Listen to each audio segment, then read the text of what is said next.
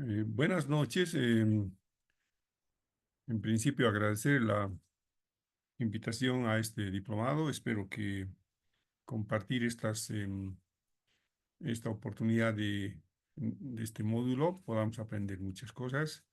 Em, Tal vez sería bueno que me presente y después podamos iniciar la clase de hoy día.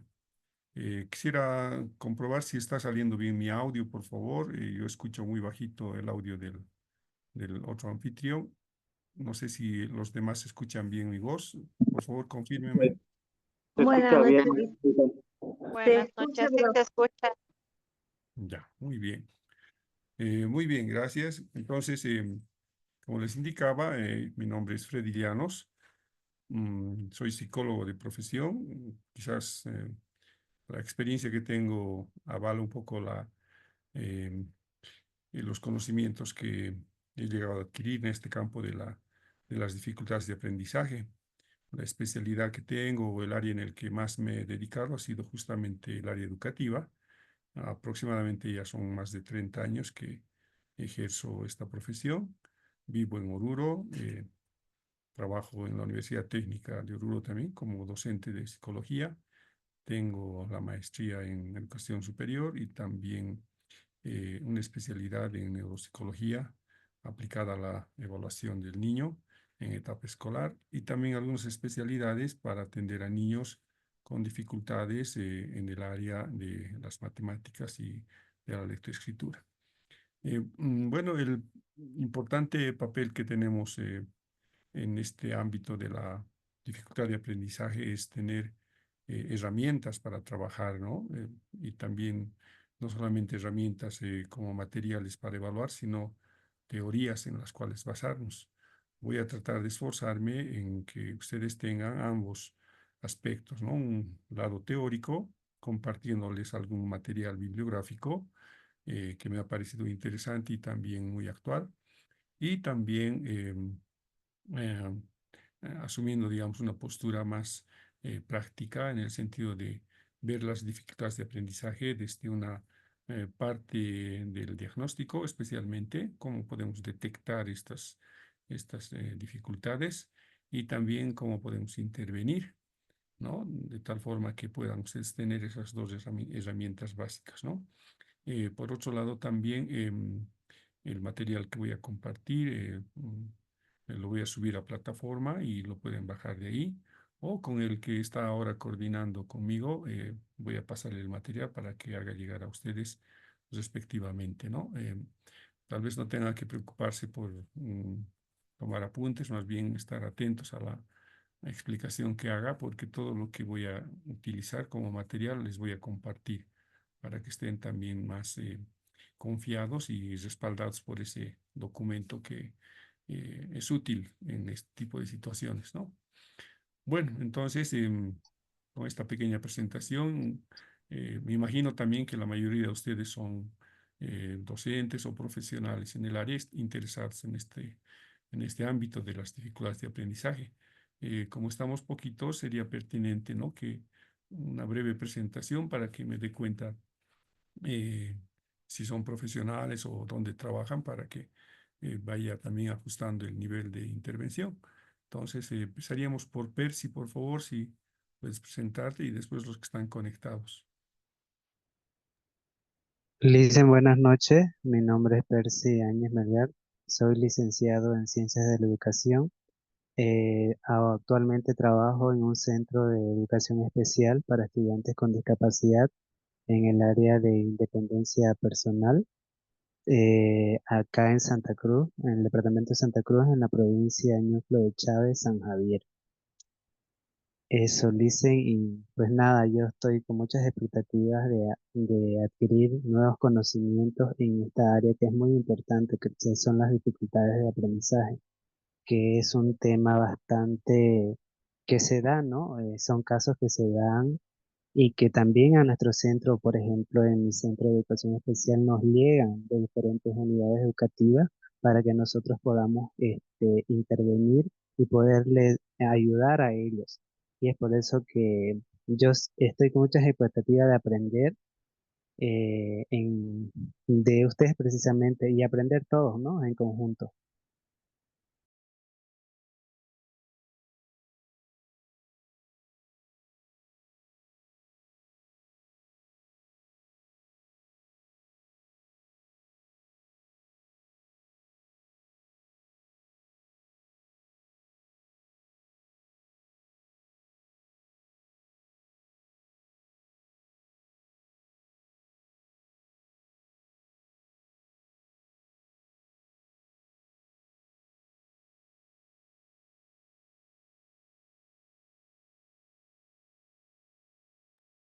Bueno, tal vez presentarse ahora.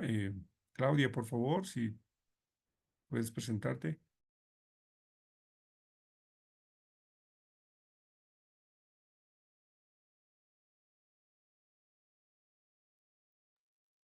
Hola, buenas noches. ¿Me escuchan, dicen? Sí, sí, Hola. positivo, Claudia, te escuchamos. Ay, ya, gracias, que había estado apagado. Buenas noches, Lice. Buenas noches a todos. Mi nombre es Ana Claudia Cruz Ávalo y bueno, yo también trabajo en un centro de educación especial que se llama PREFA en el turno de la tarde aquí en Santa Cruz. Y bueno, también estoy con bastantes expectativas. Continúan, ¿no? El aprendizaje siempre, cada día.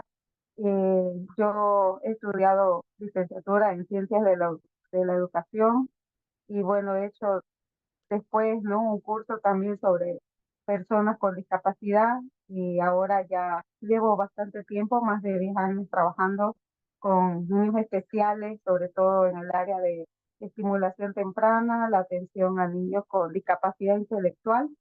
Ese es el área, el ámbito y bueno, la necesidad siempre hay, ¿no? Siempre está de actualizarnos, de seguir aprendiendo cada día y sobre todo la expectativa de bueno, aprender para poder apoyar aún más y mejor en mi área.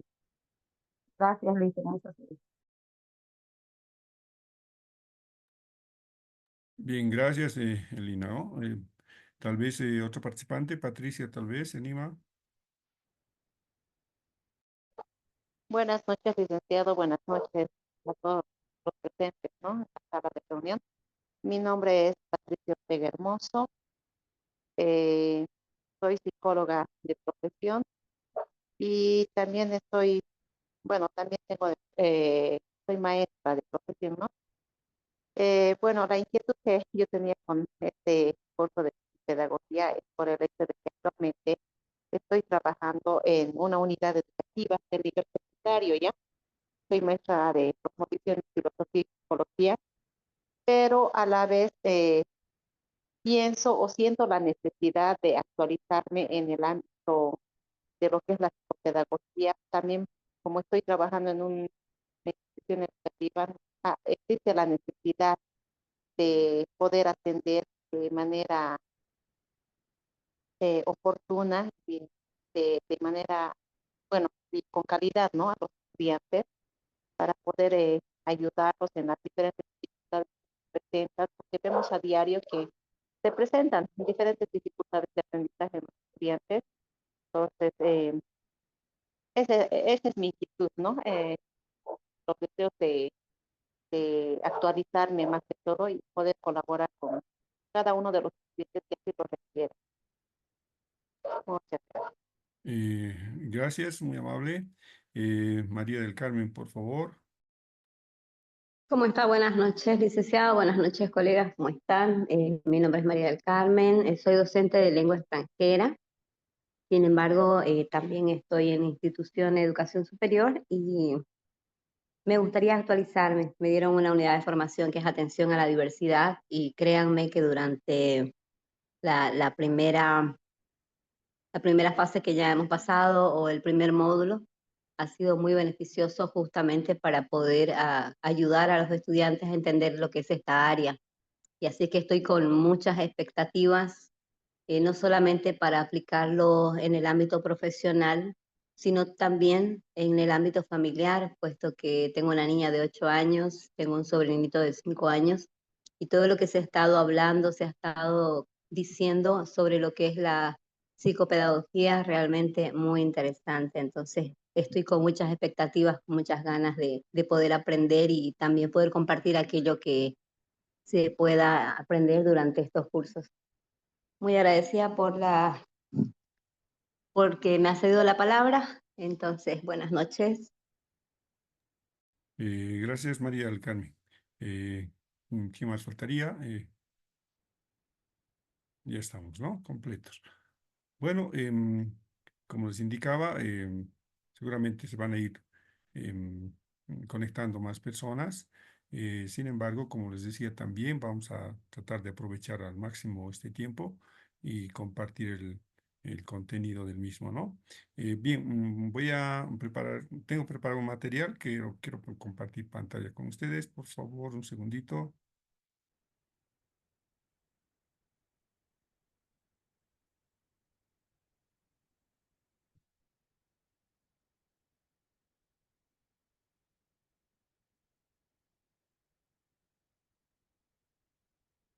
Bueno, se está viendo el material, por favor. Es una serie de gráficos que quisiera mostrarles, ¿no? Por favor, me Sí, sí, confirman si se ve. se está viendo. Ya, muy bien. Bueno, vamos a empezar mostrándoles un poco a partir de un primer caso, un caso, eh, nosotros generalmente los psicólogos acudimos a pruebas gráficas para detectar algún tipo de trastorno, ¿no? Este es el caso de un niño de tercero básico y me gustaría también que ustedes vean ya los rasgos que él realiza cuando se le pide una pruebita como con estas características, ¿no? Son gráficas, en realidad no tienen ningún contenido de conocimiento, es una prueba simplemente gráfica, se llama la prueba Bender. Esta pruebita detecta inmadurez visomotora, pero también detecta algún tipo de patrones que seguramente nos van a servir pues para ilustrar lo que quiero explicar en torno al caso, ¿no? Bueno, esta es una copia del trabajo que les realiza. Les voy a mostrar después las láminas, las que deberían copiar, pero quisiera que ya se familiaricen con este ejemplo, ¿no? Posteriormente, esta no es una prueba estandarizada la que muestro, pero también es muy común en la batería que los psicólogos utilizamos para evaluar, que es el dibujo de la familia, donde también vamos a ver algunas características que hacen estos niños. Como ustedes ven, hay ciertas singularidades, ¿no? En el dibujo de un niño que para esta edad, como estaba mencionando en el caso, este niño tiene ya 9 años. Eh, Posiblemente nos extrañe ver dibujos así tan rudimentarios, ¿no? Sin el detalle, pero lo vamos a comentar después. Otra prueba también que se puede tomar fácilmente es que copien algún texto, ¿no? Esto no es una prueba en realidad tampoco que se puede estandarizar, pero pedirle a un niño que copie un texto y ya nos puede mostrar también algún tipo de dificultad, ¿no? Yo voy a comentar también esta misma mm, pruebita, esta copia de texto que realiza para ver algunos detalles que estos niños realizan con estos problemas de aprendizaje, ¿no? Simplemente ha copiado, no ha hecho ningún otro trabajo y eso también nos muestra, ¿no? Cómo estos niños, al decodificar símbolos gráficos que ven, en este caso en un libro, y al hacer la transcripción del mismo, pueden cometer errores, mostrándonos alguna falla en las funciones psicológicas que tendrían que manejar o desarrollar adecuadamente, ¿no? Eh, Similar a esta, se les pide ahora que, a diferencia de que copien, ¿no? Esta es la copia del texto. Como les decía, no tiene ninguna otra dificultad que simplemente traducir lo que ha visto en símbolos gráficos. Aquí ya tiene que tener en función el oído, ¿no? La audición. Cuando se le dicta al niño un texto, él tiene que escuchar eh, eso que ha escuchado, tiene que traducirlo a elementos gráficos y a través de esa pausa que se le da para que transcriba, ahí podemos ver también los errores que van cometiendo.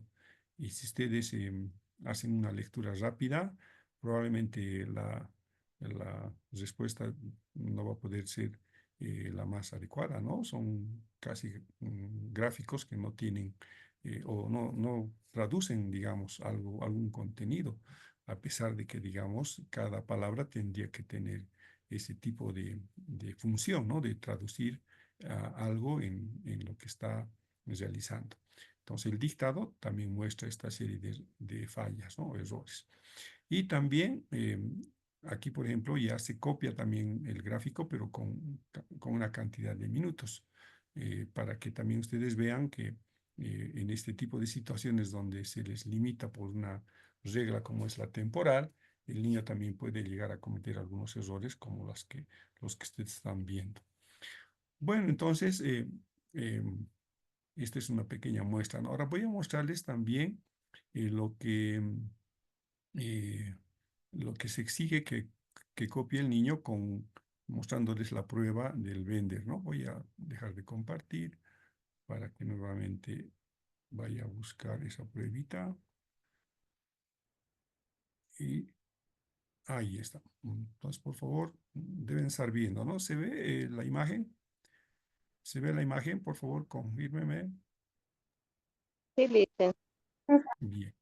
Esta es la lámina A que llamamos nosotros, ¿no? Como ven, es una figura gráfica donde se le pide que haga un círculo y un rombo, ¿no? Un cuadrado unido al círculo por su tangente y por su vértice. Este es el modelo de la figura que se le pide al niño que copie. Ya vamos a ver después cómo copia el niño, ¿no? Eh, la segunda lámina son una serie de puntitos simplemente que se le pide que copie al niño también, eh, con la particularidad de que tiene una cantidad específica de puntos. Si contamos 2, 4, 6, 8, 10, 12, son 12 puntitos.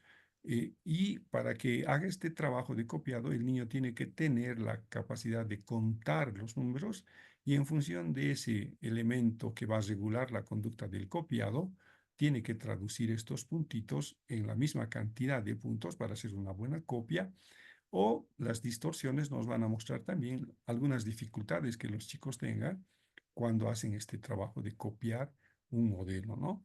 Aquí son simplemente puntos, como ven, no hay ningún grado de dificultad mayor que simplemente los puntos. Esto lo podría hacer un niño de muy corta edad, si toma en cuenta que la dificultad no es muy fuerte, ¿no?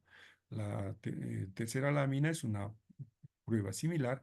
En vez de puntitos, se le pide que copie unos pequeños óvalos distribuidos en unas hileras con una inclinación muy notoria, ¿no? Una inclinación que hace también, le pone un grado de dificultad. Igual también tiene aquí una cantidad de hileras, 3, 6, 9, 11 hileras.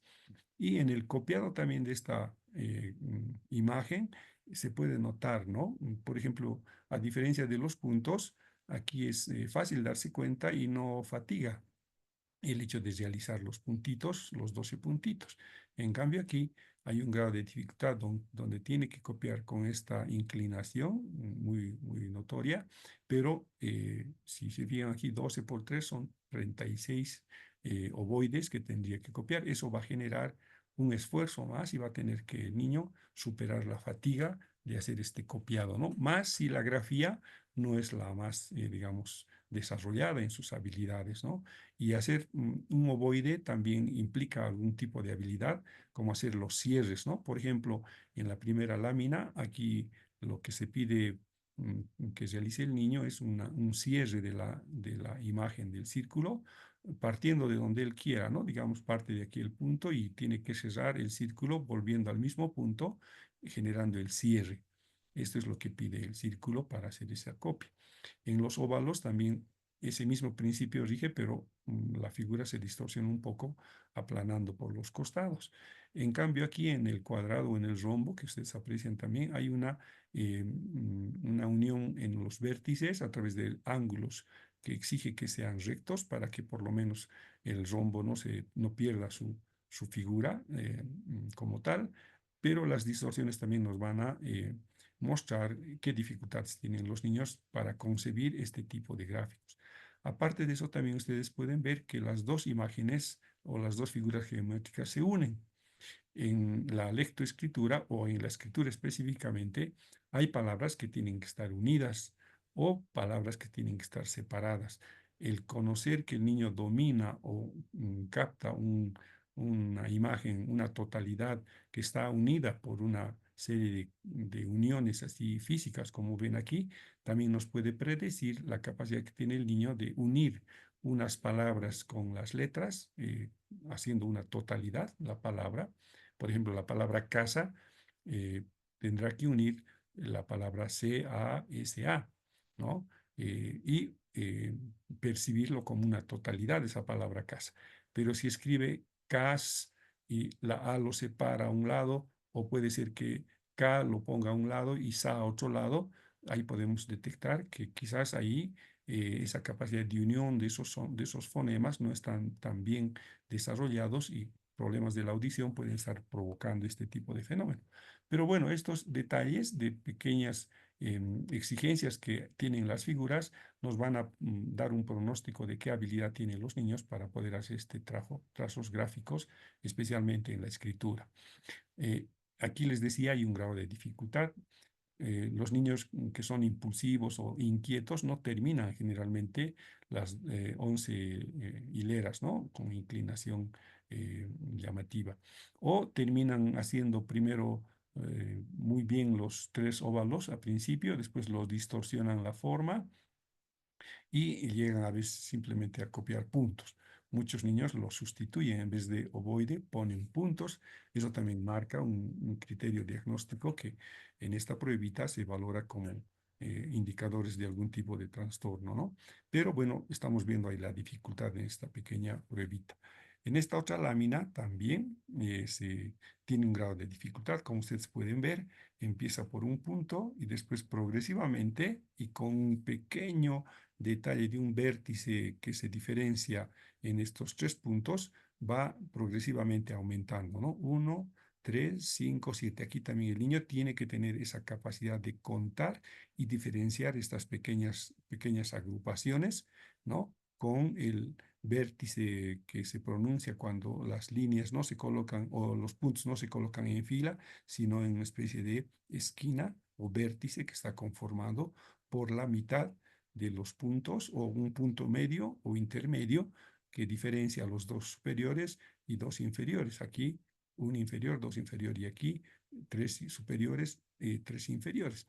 Bueno, los que han creado esta prueba, Laureta Bender ha tenido este propósito, ¿no? De que los niños tengan ese grado de dificultad al copiar estas láminas y puedan diferenciar estos pequeños detalles y hacer un pronóstico en función de ellos, de las habilidades visomotoras que tuvieran los niños para diferenciar estos pequeños detalles. ¿Dónde se va a notar esto, no? Cuando los niños escriban, por ejemplo, palabras que tengan pequeñas distorsiones, como por ejemplo el lado de la letra B que se inclina en este sentido, o el trazo de la pancita de la letra D en este sentido, va a marcar este criterio de diferenciar el sentido o la direccionalidad que tienen estos puntos, ¿no? Bueno, este es un grado de dificultad también, ¿no? El hecho de que cuente progresivamente y no extravíe, digamos, la variación numérica también nos muestra que hay una constancia cognitiva que mantiene la numeración como un criterio de regulación de su conducta, ¿no? Esta es otra exigencia de la prueba. Otra lámina que también es muy parecida a la lámina A, donde estaba el círculo y el rombo. Aquí también se pide que el niño diferencie, ¿no? La unión de estas dos imágenes gráficas con un vértice y una tangente. La dificultad que coloca aquí es que este cuadrado no está cerrado, no tiene un cierre, tiene una apertura y solamente son 3 lados. En cambio, la sinusoide tiene un trazado muy particular y muy exigente. Niños que no pueden hacer diferencias de trazos de arriba a adelante, a la derecha e izquierda, tienen dificultades para hacer estos trazos de las sinusoides, ¿no? Que son líneas onduladas que tienen una variación y una simetría compartida. Esto lo vamos a ver después en otra lámina que también tiene esta pruebita, que exige que el niño diferencie, ¿no? Derecha, izquierda, arriba, abajo, para que sepamos nosotros cómo están ubicados estas referencias espaciales para la grafía, especialmente en la lectoescritura.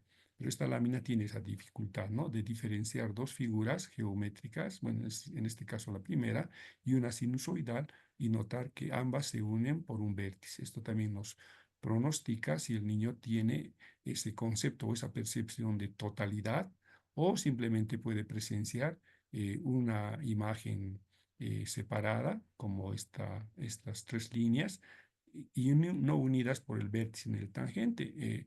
Tal vez la sinusoide también lo vea separado. Vamos a ver en ese caso, en el caso que les voy a mostrar, cómo ocurre este fenómeno, ¿no? Y qué significado tiene. Esta otra lámina también mide fatigabilidad. Como ustedes podrán ver, son una serie de puntitos que tienen una cierta forma.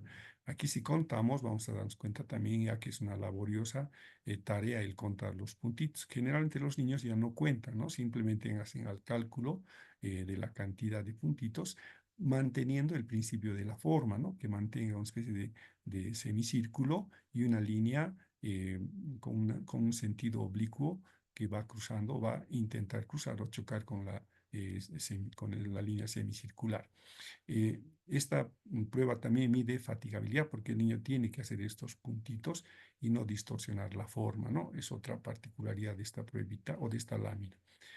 Esta lámina ya es más compleja, ¿no?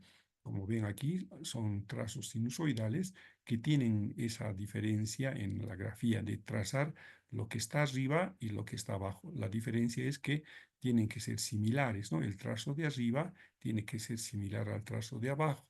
Igual en los otros trayectos se nota esa particularidad de la línea sinusoidal que comparte esas características de simetría en ambos lados, ¿no? Los niños que no pueden hacer estas líneas sinusoidales a veces tienden a hacer líneas con esquinas, ¿no? Líneas con especie de dientes, ¿no? Perdiendo esa particularidad de la línea sinusoidal. Aquí, como ven, arriba, abajo, tiene que diferenciar el niño, ¿no? Y mantener una especie de simetría, que lo que está arriba también sea similar o comparta la misma distancia o la misma, digamos, proporcionalidad del trazo, ¿no? Por ejemplo, si trazara una línea sinusoidal hacia arriba con esta característica y abajo lo agranda, hay una desproporcionalidad en la forma, ¿no? Se está alterando la forma de la sinusoide, lo que nos puede mostrar también algún tipo de fatiga, pero principalmente el dominio muscular que permiten hacer este trazo, ¿no? Para que haya este trazo, hay movimientos o músculos finos de arriba a abajo que ya tienen que estar desprendidos en la muñeca, especialmente en las falanges y las falanginas, para que puedan hacer estos trazos sinusoidales. Si ustedes ahorita harían un trazo similar, van a notar que para hacer el trazo sinusoidal necesitan hacer pequeños movimientos de los tres dedos con los cuales hacemos los trazos más finos, ¿no?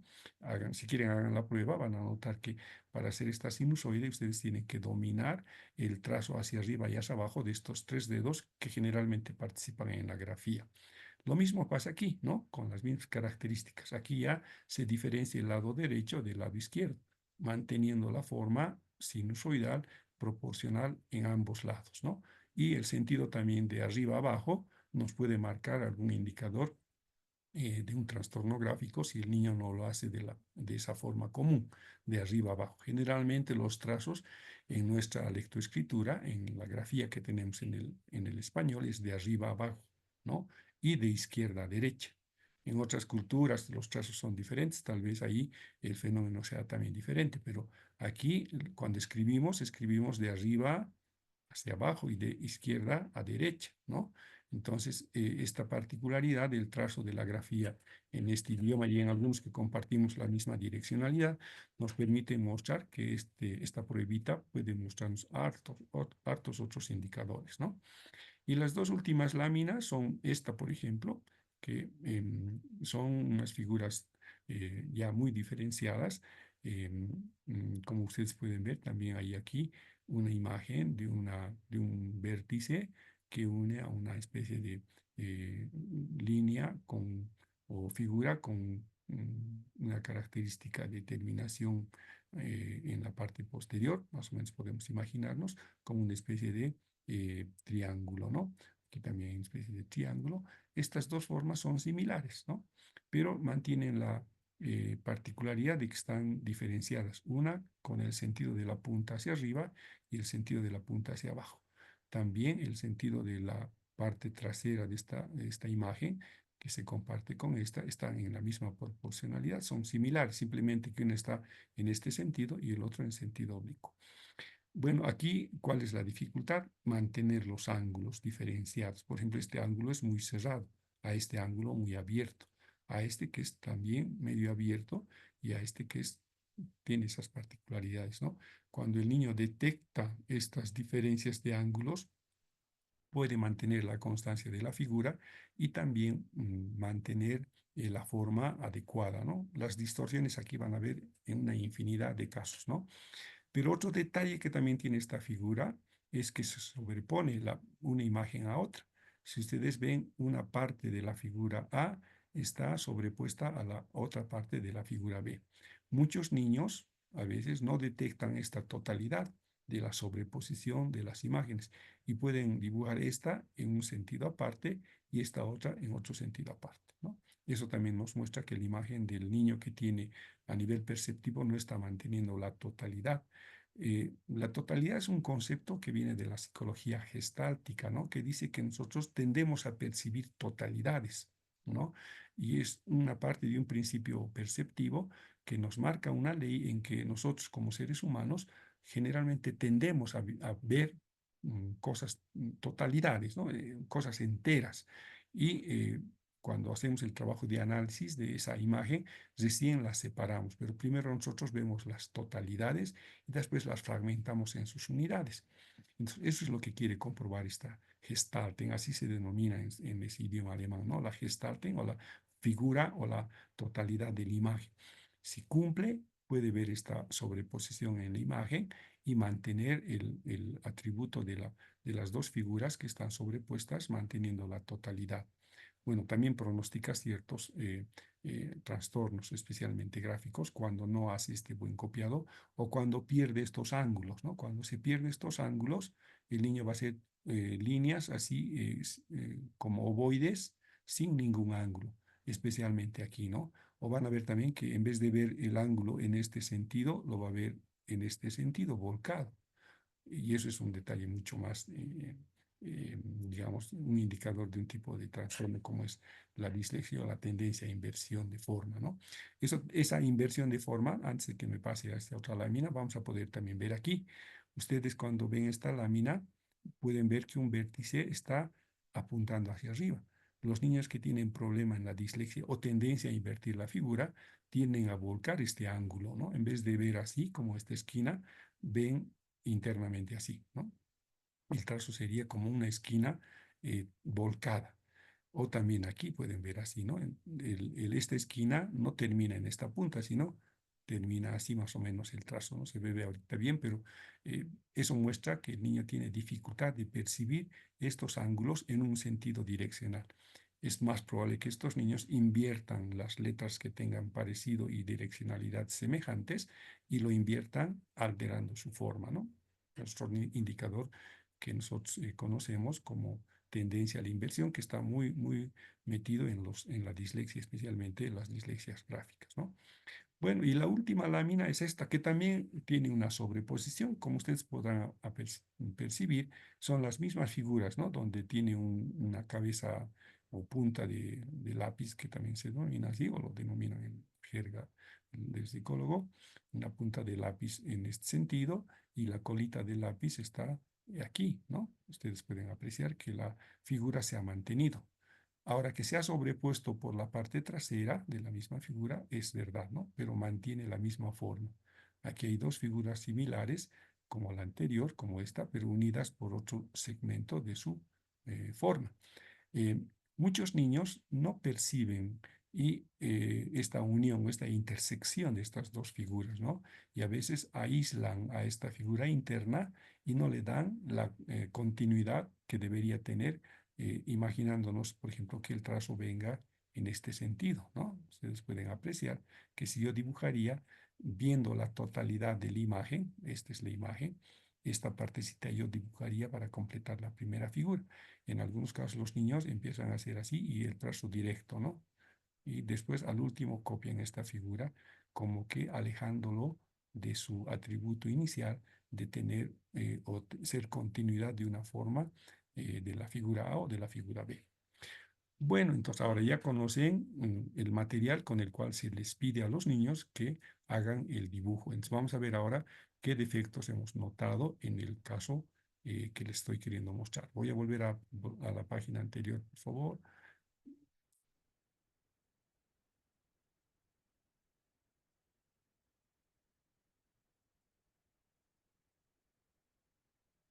Bueno, podrán ustedes aquí apreciar ya en este sentido todo lo que hemos querido expresar, ¿no? Por ejemplo, la primera figura es esta, ¿no?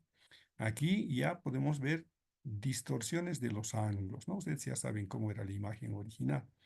También hay una especie de precariedad en la unión y miren el cierre de la figura circular, no es tan exacta, ¿no? No hay un cierre. Esta es la segunda la segunda figura.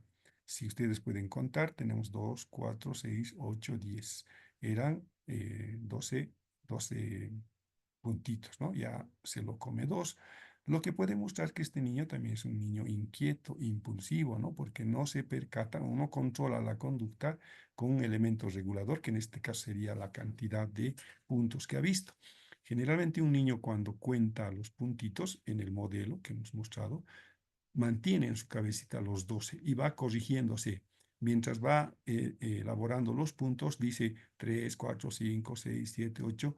Ha llegado a 10, sabe que es 12, entonces completa los 12, ¿no? Aquí no hay esa evidencia de gestión o autorregulación de la conducta gráfica por ese indicador regulador del pensamiento o de la parte cognitiva, que llegaría a decir que son 12 puntos y no 10.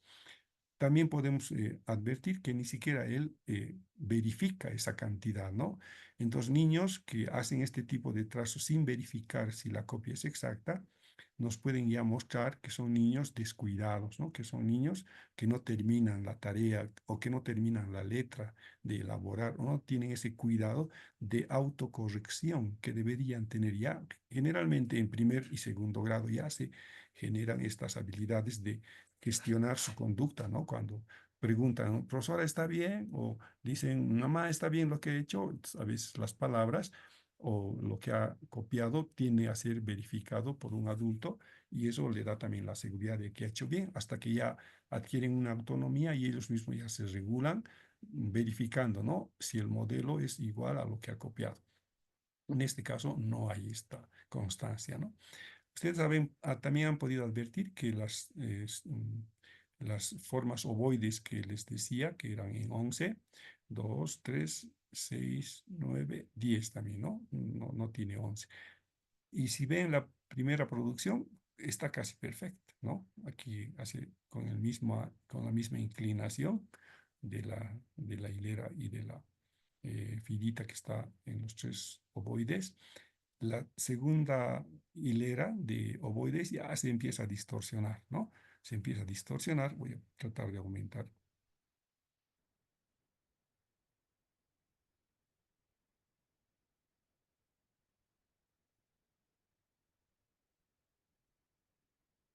Y aquí pueden ver, ¿no? Que en la primera imagen les decía, hay una copia ya casi bien, aunque miren el cierre que tiene aquí, no se nota mucho, ¿no? El cierre.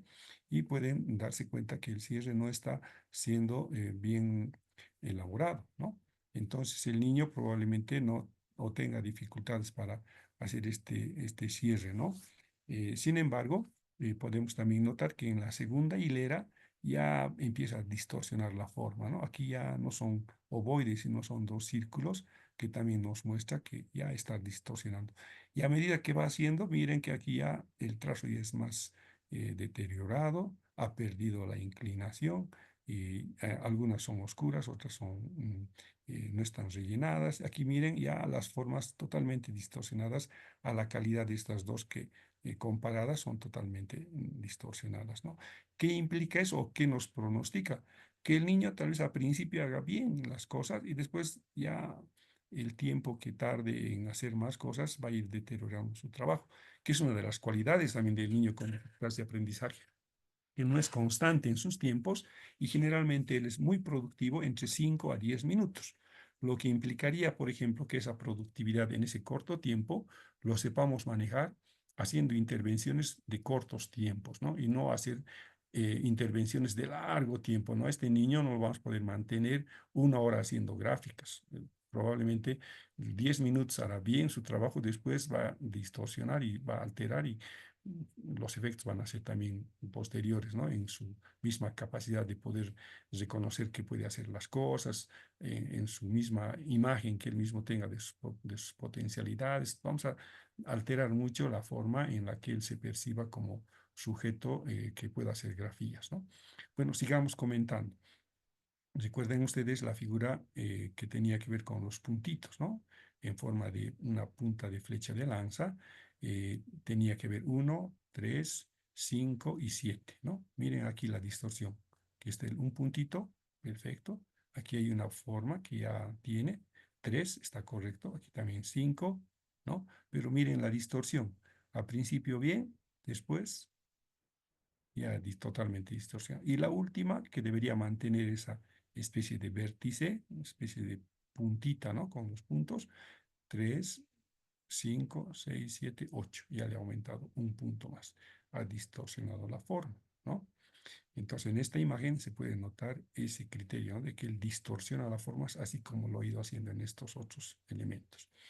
La otra figura también nos muestra ese deterioro, ¿no? A principio hace bien, pero miren, él ha resumido los puntos a simplemente 3, 6, 9 puntos, cuando en realidad son casi más de 21 puntos.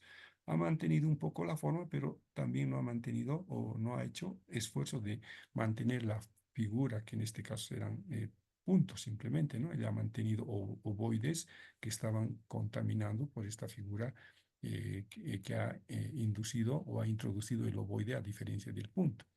Pero pueden ustedes notar la diferencia, ¿no? En la otra figura, que es esta, ¿no? De la lámina 4, ustedes pueden ver la distorsión que había mencionado, ¿no? Aquí no hay unión entre la tangente y el vértice. Si recuerdan la imagen, es un vértice como este que debería unirse a la tangente de esta sinusoide. Lo ha separado completamente. Entonces, lo que más probablemente haga este niño es justamente eso, separar imágenes o letras de las totalidades, ¿no? Porque no une especialmente en el punto exacto. Eso se confirma más también con esta otra capacidad, ¿no? Miren, esta es la figura 6 de la pruebita de Lauretta Bender. Y miren, ¿no? La línea sinusoidal de arriba abajo, en forma horizontal, hace un buen trazo al principio, ¿no? Pero no cuenta la cantidad de sinusoides que tenga, ¿no?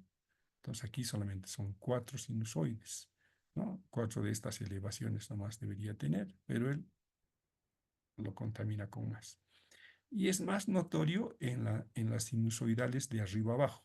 Miren cómo ha distorsionado. Probablemente ya podamos pronosticar con esta pruebita que este niño va a tener mucha distorsión en las figuras que tengan este sentido, ¿no?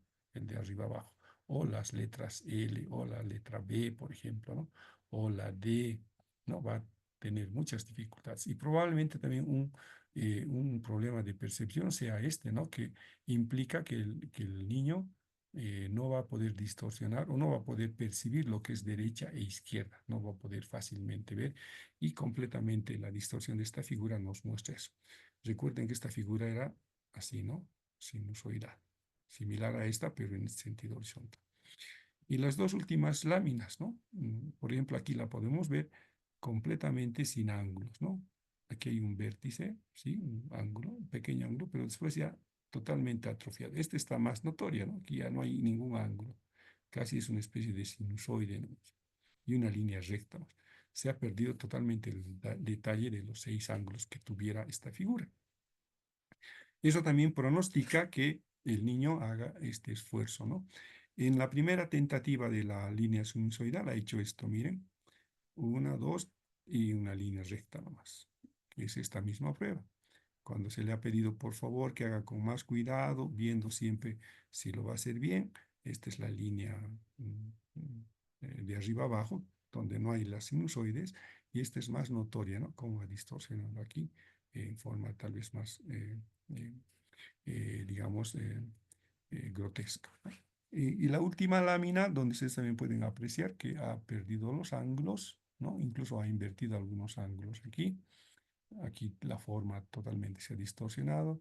Aquí también no hay el rombo se ha convertido en una especie de óvalo donde ha perdido el ángulo. Miren, la coincidencia no es casual, ¿no? Si el niño no puede hacer estos trazos sinusoidales aquí, es probablemente que no puede diferenciar también esta línea, ¿no? En este sentido. Lo mismo pasa aquí, ¿no?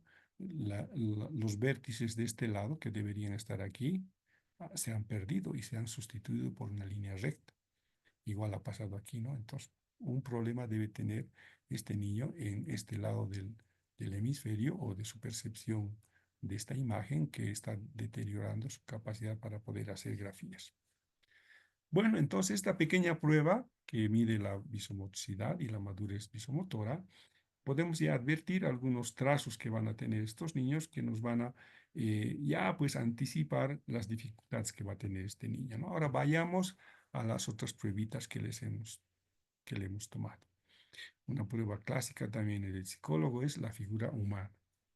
Esta figura humana en un conjunto de una familia también nos muestra, ¿no? De 9 años, el niño ya debería saber, por ejemplo, que las caras tienen bocas, ¿no? Que las caras tienen bocas. Y también que los brazos tienen terminaciones en las manos, ¿no? Entonces aquí no hay terminaciones de los dedos, no hay en la mayoría de las tres figuras ha anulado los dedos, ¿no? Esta figura en un desarrollo intelectual nos muestra o se acerca a una evidencia de un niño de 4 a 5 años, ¿no? Donde ya los garabatos, porque en realidad son garabatos todavía, pueden mantener cierta presencia, pero con estas desproporciones, ¿no? Entonces este niño también debe tener mucho conflicto a nivel numérico porque las constancias de tamaño, ¿no? Las constancias de forma, las constancias de simetría están ausentes, ¿no? ¿Y dónde se comprueba eso? En que ustedes ven que la lateralidad de la figura que ha dibujado no comparten simetría, ¿no? Este bracito es más delgado que este. Entonces aquí podemos ver que este niño tiene problemas en diferenciar las simetrías, ¿no? Él sabe que su cuerpo es igual, ¿no? La mano derecha con la mano izquierda es igual. Entonces, probablemente también la línea media que construyen los niños cuando elaboran su imagen corporal les hace percibir pues esa línea media que es muy útil en aspectos de referencia espacial, ¿no? Cuando el niño construye su imagen corporal, lo hace en función de esa línea media, ¿no? De lo que es derecha y de lo que es izquierda. Y viéndose en el espejo o utilizando las manos cuando mueve de un lado a otro, o cuando el mismo niño ve a otro niño, debe tener esa constancia de la simetría, pues no ve a niños así tan distorsionados en sus brazos, ¿no? No ve a niños con un brazo grueso, un baño. Entonces, la referencia de otros niños en la imagen que tiene él en contexto social debe construir estas constancias de simetría y de correspondencia, ¿no? Pero este niño no tiene. Esta misma dificultad se manifiesta aquí. Miren, hay distorsión de la simetría. Este brazo es más largo que este. Y también aquí, ¿no? Este es más corto ahora que este largo. Otro problema de simetría es que no maneja la línea media, ¿no? No hay una distribución simétrica del cuerpo. Hay ausencia de la boquita, ¿no? Probablemente en este niño, por ya factores emocionales, y esto los psicólogos también lo manejamos bien, cuando omiten la boca, tiene algún tipo de fijación con la boca, ¿no? Probablemente la mamá, a la cual ha hecho referencia con esta imagen, la debe gritar o le debe insultar al niño, haciendo que la boca haga desaparecer, pues, ¿no? Emocionalmente el niño no quiere dibujarle la boca a la madre porque esa boca le agrede. Entonces eso nos muestra, ¿no? Que esa relación que tiene con la imagen materna probablemente esté ahí totalmente distorsionada. El caso un poco, contándoles la historia de este niño, es un niño que no tenía papá, bueno, tenía papá, pero no vivía con él. Probablemente la pobreza con la que le dibuja al papá haga referencia también de eso, ¿no? Y también aquí la boquita parece que fuera algo que no se nota al tiro, ¿no? Una boca que también entra en conflicto con esta boca. Algo que llama la atención aquí es la distorsión, ¿no? De la misma figura, ¿no? Aquí todavía ha sostenido una construcción simétrica de las piernas de la mamá. Aquí probablemente no ha sucedido eso, ¿no? Y más todavía cuando lo ha sobresalido, ¿no? De una referencia simétrica a la pierna del padre. Probablemente también eso emocionalmente indique una total distorsión de la figura paterna con la que no está familiarizada y quizás su referencia es esa, ¿no? La que mantiene en este sentido por alguien que le habla del papá, por eso la boca está muy identificada, pero se termina ahí. En cambio, en el niño también, que es en este caso el hijo, él se ha dibujado ahí, mantenemos aún la asimetría, ¿no? Hay rasgos asimétricos, distorsión de las figuras, no hay correspondencia. Y miren aquí el detalle, en este caso era la boca, ahora es los ojos. Entonces, este niño también muestra, o sea, es un niño que tiene lentes, ¿no? Que tiene uso de gafas. Y probablemente eso también esté magnificando aquí, ¿no? ¿Y por qué la gorrita, no? Tal vez algunos se preguntarán.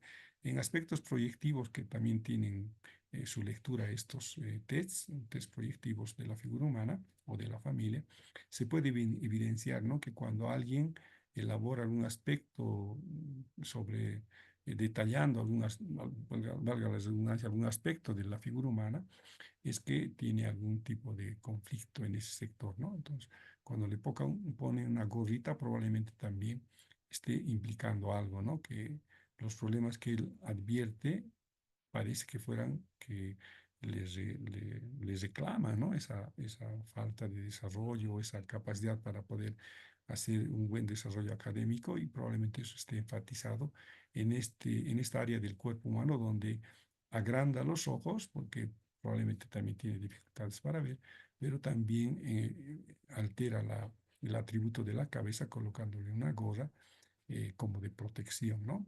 Entonces, estos aspectos en otros ámbitos emocionales también nos pueden permitir configurar una especie de acercamiento a las características del niño, ¿no? Bueno, entonces con esa información podemos entender que la producción de esta grafía no solamente es en figuras geométricas, como hemos visto en esta prueba, sino también en dibujos libres como la figura humana, ¿no? Entonces eso hace que el niño no solamente tenga problemas a nivel gráfico, ¿no? De producción gráfica, sino también a nivel de construcción de referencias emocionales como su familia. Vayamos ahora a analizar la producción de la grafía, ¿no? Esto les decía, es simplemente copiar el texto. Esto es sin tiempo, ¿no? Y aquí pueden ver el copiado, así que eres sabio y entendido, dice el texto, ¿no? Aquí no hay separación, ¿no? Y ustedes ya pueden advertir que, por ejemplo, el así, que debería ser unido, él lo separa más que a diferencia de esta palabra a otra palabra, ¿no? No hace las diferencias de espacio. Eso se refleja también en otros elementos, ¿no? Por ejemplo, cuando les mostraba la otra pruebita, cuando no hace separaciones, ¿no? Aquí, o aquí hace separaciones distorsionadas, eso nos puede mostrar que el niño no va a poder tener ese concepto de totalidad de las palabras, ¿no? Y lo que ha visto lo ha copiado tal como está. Entonces, aquí sí, en la copia se puede advertir que hay espaciamientos, pero es por el modelo, ¿no? Que en este caso está siendo el que guía este trabajo. El niño, mientras copia, va dándose cuenta que el copiado, el texto que está copiando, tiene estos espacios que le guían a él para ejecutar, ¿no? Pero aún así, él omite en su producción gráfica en algunos casos. Y también, por ejemplo, aquí ya ha cambiado. Esto es muy interesante que lo tengan ustedes en cuenta. Miren, ha cambiado. En vez de modesta, porque decía, si tu sabiduría es modesta, así decía el texto, en vez de que tiene una especie de eh, pancita a este lado de la izquierda, como es notorio en esta grafía de la D, es sustituida por una L, ¿no? Ahora puede ser un tema de sonido, ¿no? En vez de decir modesta, él ha dicho molesta o ha leído molesta, o no ha percibido esta diferenciación y ha hecho esa tendencia a omitir esto y sustituir este fonema o este grafema por esta coincidencia, ¿no? De la D con la L. No es en sonido, porque él no ha escuchado, sino es en la grafía. Esto nos muestra que los lentecitos que él tiene tal vez no le están ayudando mucho o que él también tiene inclinación o esa tendencia a volcar las imágenes haciendo que haga desaparecer, ¿no? Porque miren, esta sinusoide de la D, ¿no? Que debería copiar, porque ha visto eso aquí, ¿no? Aquí ha hecho bien, pero probablemente lo ha omitido por esta otra dificultad que nos mostraba hace rato, ¿no? Que cuando hace los trazos en este sentido de derecha a izquierda ya muestra dificultades, ¿no? Aquí ha mostrado dificultades en diferenciar derecha a izquierda, aquí también, ¿no? Entonces nos puede mostrar que esas deficiencias va a ocurrir incluso en los copiados de textos, ¿no? Ahí se puede ver aquí uno. Aquí también hay omisión de letras, ¿no? En vez de frutos ha puesto FU, se lo ha comido la ER, ¿no? La RU. También aquí ya podemos advertir, ¿no? Si ha visto frutos y ha copiado frutos, puede ser que este niño al terminar las letras ya empieza a deteriorar su producción gráfica, ¿no? Ya no hace con la atención debida y eso también nos muestra, ¿no? Que estos niños tienen problemas atencionales, ¿no? No se guían y no corrigen sus producciones gráficas por esa constancia que la concentración y la atención deberían darles. Igual lo mismo aquí, ¿no? En tu conducta decía, y se lo ha omitido la N y la TA, conducta noble, te decía el texto.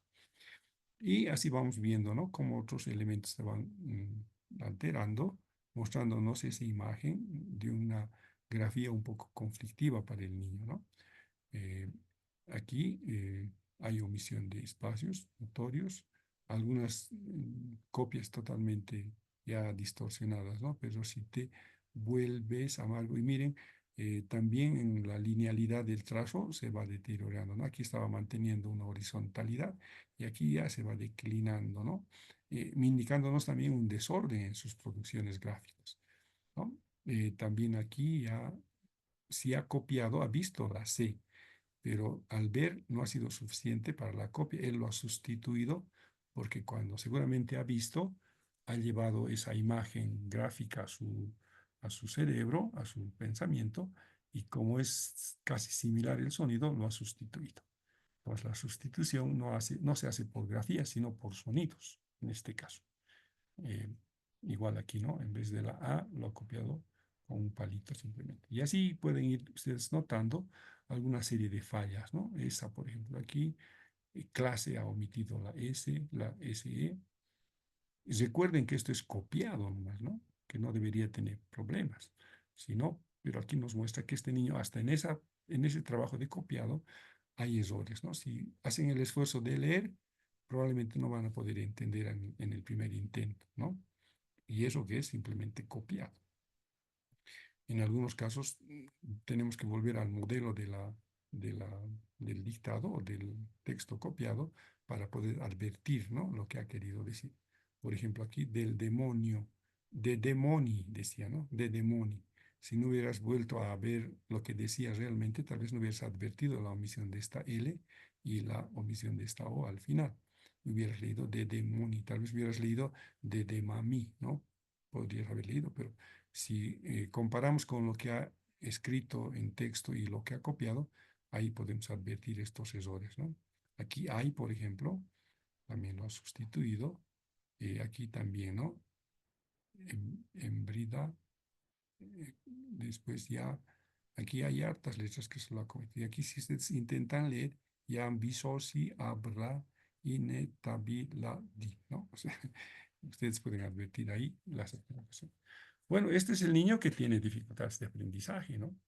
Que tiene en este caso problemas principalmente de audición, ¿no? Lo que está escuchando probablemente lo está sustituyendo, pero también lo que está viendo, ¿no? Empieza a hacer las omisiones en casos específicos. Veamos ahora el dictado. ¿Qué implicaba el dictado? Que el niño ya no ve, sino escucha. Y aquí las distorsiones son más severas, ¿no? Más severas. Por ejemplo, omisión, la primera rayita de la T, entre otros, ¿no? Entre otros, debería decir entre otros, y miren aquí cómo ha distorsionado la palabra otros, ¿no? Entre otras cosas, la co con la a, cosas, la pobre, ¿no? Poer, lo que habría escuchado o lo que ha alcanzado a escribir es la poer, ¿no? Había, se lo ha comido la pobre muchacha, había, ese era el texto que ha escuchado, pero no ha retenido toda esta información, la pobre muchacha había, sino la pobre había. Recuerden que ha retenido más el principio de la letra, o el principio de la frase y la última parte de la frase. Cuando se le ha leído, seguramente se le ha leído, ¿no? La pobre muchacha había, y se ha recordado simplemente la pobre y había, ¿no? La muchacha lo ha eliminado. También aquí hay errores ya de ortografía, ¿no? En vez de la H, hacer, sin H. Después, biohaset, ¿no? Aquí biohaset, hay distorsión, ¿no? O inclusión o parásitos o letras parásitos que llamamos. Tenía que escribir viajes.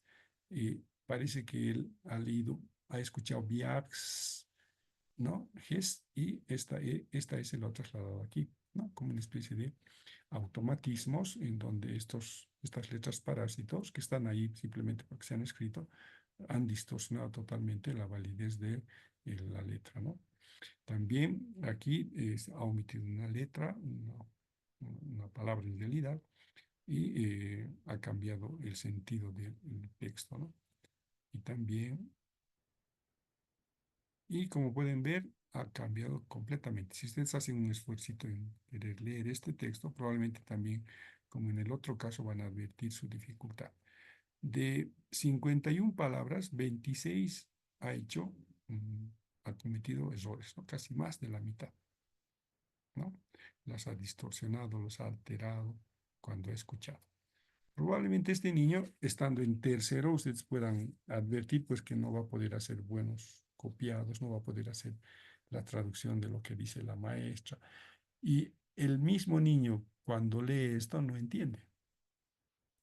Entonces, este niño, aparte de estas dificultades que tiene al escribir o al hacer elementos gráficos, está construyendo una imagen que va a ser muy comprometida a nivel afectivo, porque este niño está notando que no puede hacer las cosas. ¿Y quién le hace notar eso?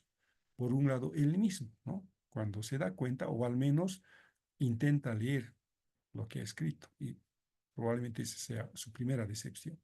Pero por otro lado, también están los compañeritos. Entonces, este niño, aparte de tener estas dificultades ya específicas a nivel de elementos sensoriales, porque recuerden, tiene que escuchar y tiene que ver, tiene que retener información y hacer la traducción del sonido en grafías, esas son dificultades o esas son habilidades más personales. Aparte de tener estas habilidades ya intrínsecas, ¿no? Que están en él, tiene otras que son extrínsecas, que en este caso tienen que ver con la imagen que crea este niño en el entorno del aula. La maestra lo va a identificar como un niño conflictivo, la maestra va a empezar a tener un trato especial o tal vez diferenciado con él, si es que, digamos, en alguna medida tal vez lo va a ir marginando, porque claro, evidentemente las condiciones de las maestras también tienen sus características, ¿no? Entre 20, 25 o 30 alumnos, probablemente los 3 o 4 que tenga ahí en el aula no van a ser, digamos, sujetos de atención y esta maestra, si peor todavía, si no tiene recursos, los va a ir marginando, o ya generando una imagen de dificultades que va a tener el niño y tal vez ahí este alejamiento o este aislamiento va a ser quizás un poco fruto de ese peso mismo que trae el niño cuando demuestra este poco desarrollo de sus habilidades. Y por otro lado, les decía, los compañeritos, ¿no? Que van a notar que mientras ellos han escrito bien, él no puede. Y eso se nota al tiro, ¿no? Cuando comparten el haciendo, o cuando ve que él empieza a preguntar cosas raras, o se mueve mucho y no ha terminado, o accidentalmente ver lo que ha escrito o lo que ha dibujado y los niños van a notar y van a hacer estas diferencias y los van a marginar. Entonces, ¿qué va a hacer el niño cuando se sienta así marginado, aislado? Va a empezar a hacer conductas disruptivas, así llamamos, ¿no? Conductas que van a ser contrarias a lo que esperaría un docente o a lo que esperaría también generar en el aula para mejorar las condiciones de aprendizaje, ¿no? Por lo menos facilitar las condiciones de aprendizaje. Entonces, este niño se va a automarginar y lo van a marginar, creando problemas de conducta que también pueden confundirse, ¿no? Muchos niños, ahí tienen que tenerlo en cuenta ustedes eso, muchos niños a veces están diagnosticados como niños traviesos, niños malcriados, niños desobedientes, niños que tienen incluso esa hiperactividad que llaman, ¿no?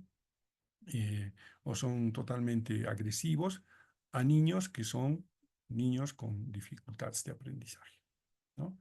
Entonces, los trastornos de conducta y los problemas de aprendizaje o las dificultades de aprendizaje van a ser ahí elementos que debemos diferenciar en el diagnóstico. Porque un niño con dificultades de aprendizaje como este que hemos ido viendo va a tener dificultades en las funciones psicológicas, ¿no? Es decir, este niño no escucha bien, no ha hecho o no tiene una conciencia fonológica desarrollada que le permita pues diferenciar estas palabras, ¿no? O estas omisiones, o no tiene rutinas de corrección, o no tiene hábitos para gestionar su propia producción gráfica. Él tiene ese problema a nivel intrínseco, les decía. Y los trastornos de conducta ya son otra vertiente de un problema de tipo afectivo principalmente, que tiene que ver con que ellos no se ven capaces y generalmente son los niños que han sido excluidos o maltratados, ¿no? Los trastornos de conducta en esa diferenciación adquieren esa característica, ¿no? De que son niños que tienen problemas emotivos como su principal dificultad. Y los niños con dificultades de aprendizaje, su principal dificultad son las funciones psicológicas que están alteradas.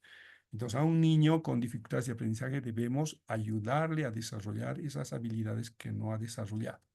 En cambio, a un niño con trastornos de conducta debemos solamente trabajar la parte afectiva. Y ese niño con trastorno de conducta va a jalar, va a arrancar como un cochecito porque él no tiene dificultades en sus funciones psicológicas. Es un niño hábil para hacer estas cosas, simplemente que distorsiona la relación afectiva o la interrelación en sus compañeros. Bueno, entonces ahora podemos entender tal vez mejor esta serie de errores que vemos en el aula, ¿no? Y también son a veces constantes de mostrarnos los niños, en algunos casos, en el contexto del aula. Voy a dejar de compartir, por favor. Entonces, haciendo una síntesis de lo que hemos ido viendo, estos casos nos muestran que hay niños que tienen particularidad, forma de mostrar estas habilidades, ¿no? Las características varían, depende de las funciones que se han desarrollado, pero por otro lado también son niños que son muy sensibles, ¿no? Como toda persona, ¿no? Todos nosotros tenemos un lado afectivo que acompaña pues nuestras funciones psicológicas. Y si ese lado afectivo está incompatible con nuestras funciones, probablemente no tengamos el mejor escenario para desarrollar esas habilidades y nos estanquemos, ¿no? Y un niño estancado con dificultades de aprendizaje va a generar como una especie de barreras, ¿no? La primera barrera, dificultades de aprendizaje. La segunda barrera, las emocionales. Después las sociales. Después ya las culturales, porque ese niño trasciende, ¿no? Con sus dificultades, no solamente en el ámbito personal, él se siente mal, no puede hacer bien las cosas, él nota que no puede hacer o no avanza como sus compañeritos, aparte de eso en su casa le tratan mal, le hacen a un lado, la mamá reniega, le castiga, le va restringiendo cosas, en el barrio también se ve así, entonces el niño como que ese es su problema, lo trasciende a otros ámbitos y el más afectado es el niño porque eh, no es depende de él, pues él no ha creado eso, o sea, no hay una intencionalidad que nos muestre a ese niño que hace eso por una intención, sino que internamente, intrínsecamente, él tiene alguna, no diremos falla, ¿no? Sino algún retraso en este desarrollo de habilidades o no ha desarrollado adecuadamente estas funciones psicológicas, lo que no le han permitido adquirir estas habilidades académicas.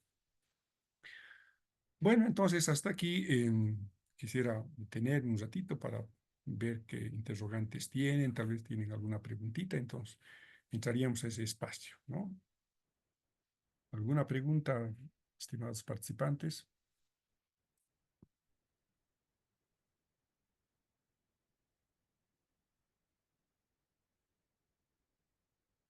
Hola, ¿están ahí? Ujú. ¿Alguna preguntita? A ver, entonces empezaré a preguntar, a ver, hay una persona que está trabajando en aula, dice, ¿no? ¿Ha detectado a estos niños así similar a esto? ¿Ha visto este tipo de dificultades en los niños, especialmente en las aldeas? Tal vez no puedan comentar y hacer esa especie de comparación. Licenciado. Sí, en el Patricia, adelante, caso, adelante. sí, en el caso mío, mm, lamentablemente vi, ¿no? Esta dificultad de la disgrafía de un estudiante que estando en segundo de secundaria está presentando problemas así como el que nos ha mostrado en las imágenes, ¿no? Y bueno, preocupada por la situación porque, mire, imagínese, ya está en segundo de secundaria y con estos problemas. Y pienso que nomás tiene que ver también de parte de la familia, porque mire, ya está en segundo de secundaria y hasta ahora está arrastrando este problema, ¿no? Y como docente, yo al menos en mi calidad de docente me veo muy, se puede decir, con mucha impotencia, ¿no? De no poder hacer nada. Y es por esa situación que de repente me interesaba este curso para de alguna manera poderle colaborar también al estudiante. Gracias, Patricia. Evidentemente, ¿no? Tal vez una pregunta que podemos hacernos es, ¿qué pasa después cuando el niño crece, llega a los 15, llega a los 20, a los 30? ¿Desaparecerán las dificultades de aprendizaje? Por ejemplo, en el caso de dislexia, no desaparece. La dislexia no se cura, ¿no? Porque según las últimas investigaciones es una forma particular de funcionamiento del cerebro en donde los dos hemisferios han contrapuesto, digamos, ¿no? Su peso en la ejecución de algunas funciones. Entonces no desaparece porque el cerebro no va a cambiar.